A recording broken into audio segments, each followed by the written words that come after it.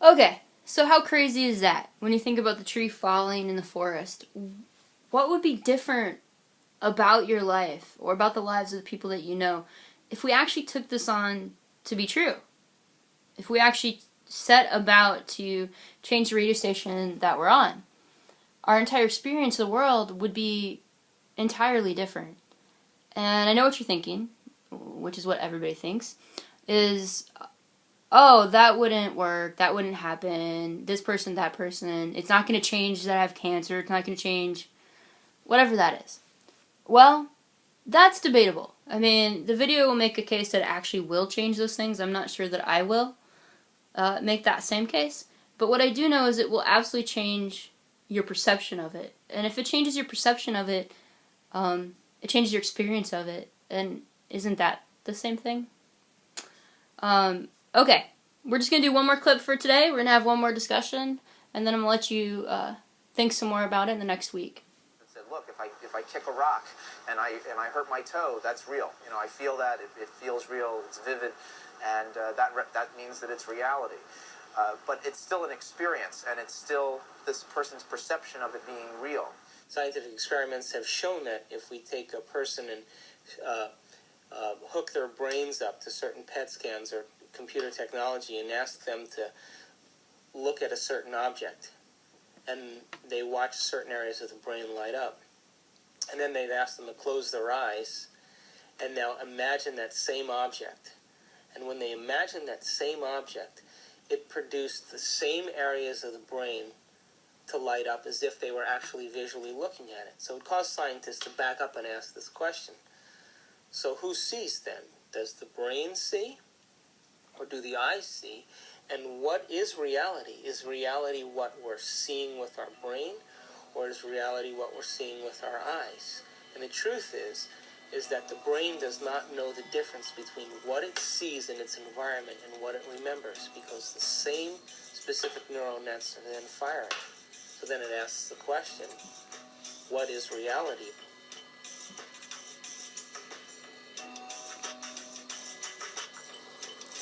We're bombarded by huge amounts of information, and it's coming into our body, and we're processing it, coming in through our sense organs.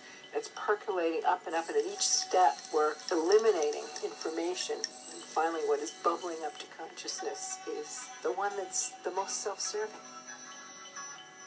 The brain processes 400 billion bits of information a second, but we're only aware of 2,000 of those. But our awareness of those 2,000 bits of information are just about the environment, our body, and about time.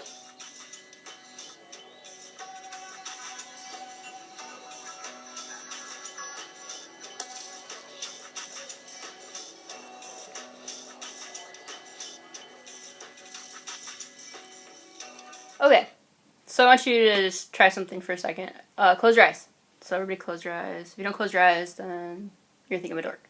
Okay, so close your eyes, and what I want you to do is, I just want you to imagine you are in the middle of an Amazon river, and you can feel the cold water rushing past you, you can feel the currents and the tides, and you're kind of swimming along, and then you see this kind of swirling happening at the top of the river, and it's huge. I mean, huge. It's probably 40 foot huge. And it's coming closer, and you actually can feel it swirling around you, getting closer. You can feel all the waves until it's touching you. But you're still not exactly sure what it is until its head pops out and it's a giant anaconda. Okay. You can open your eyes. How many of you knew beyond a shadow of a doubt there was no giant anaconda? You weren't, in fact, in a river in the rainforest, and that I was making all this up. I hope all of you. If you don't know that, then we should talk after class. Because hopefully you all knew you were, in fact, in your room or wherever it is you are listening to the video, and that none of these things were actually happening. Did your brain know that? If you're afraid of snakes, probably not. Probably your brain triggered a whole set of fight or flight response. Your brain caused you a certain amount of anxiety or grossed out or ew when you're thinking about touching you. Because your brain doesn't understand when you are imagining something and when it's really happening. So imagine for a second nails on a chalkboard. Probably all went like this. Or imagine for a second eating an earthworm. Probably all of you went, ugh. Because your brain, when you think of something, it thinks that's real. It thinks that's reality. And it responds as though it is. So now stop and think about the things you think about all day long. Do you have anxiety? Are you talking about, oh my gosh, I'm going to fail this class. I'm going to do terrible on this test. This presentation is going to be awful. I can't make it. I was talking to a student yesterday. They're like, I'm just going to fail. I'm going to fail this class. I'm like, it's 3 weeks in. You're not just going to breathe. We can get through this. It's not the end of the world. But when your brain thinks these things, it thinks it's really happening. It doesn't think it's your imagination. It thinks this is what's really happening. And it responds as though it is. That's crazy. Especially when you think about the self-talk that a lot of us have on a daily basis. Really stop and understand that can really help you understand your experience. But we experience that emotion as though it's real. If we imagine that our partner doesn't like us, we experience that as though it's real even when it's not. And I want you to stop and think about this, because how much of your life are you actually creating or making up in your head? That you're responding to things that didn't. It's not that it happened. It's not that your spouse said, oh, I don't think you're attractive, or your spouse said, yep, I'm gonna go cheat, or your spouse actually did cheat. It's that you thought that they were going to, and you had that emotional response. And a lot of times we don't realize that that's false. And if we start realizing that it's false, it can definitely change how we perceive the world around us. It can change our entire life. So that's the first thing. The second thing is, your brain processes 400 billion bits of information a second. I can't even tell you what 400 billion of anything looks like. I have no concept. This whole 400 billion is beyond my understanding. I can write it. That's about it. So 400 billion bits of information a second. Insane. It's processing 2,000 bits of information a second. And that's just basically your digestion, and that's what they said. But you're only aware of about 5.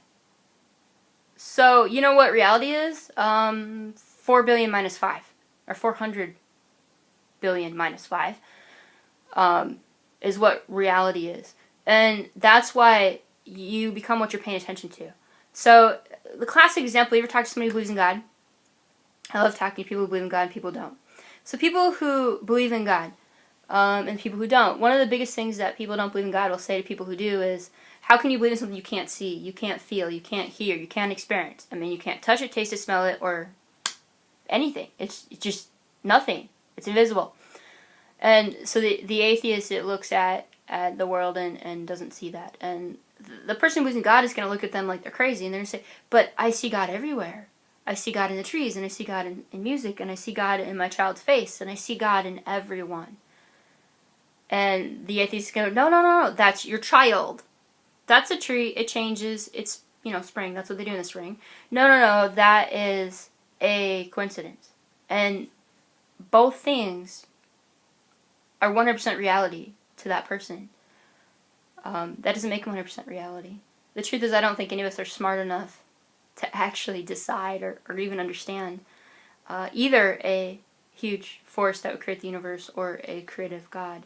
Are all the same? I don't know. I can't answer that question. What I do know is that your perspective of the world is night and day difference. The big takeaway for you guys is this. Are you perceiving the world as constant outside of you? Do you think that what's outside of you is reality? Because if you do, then you buy into the idea that you have no choice. Logic and science and understand the brain actually support the fact that there is no out there. That what's in here is creating both our experience of out there, but also what happens out there.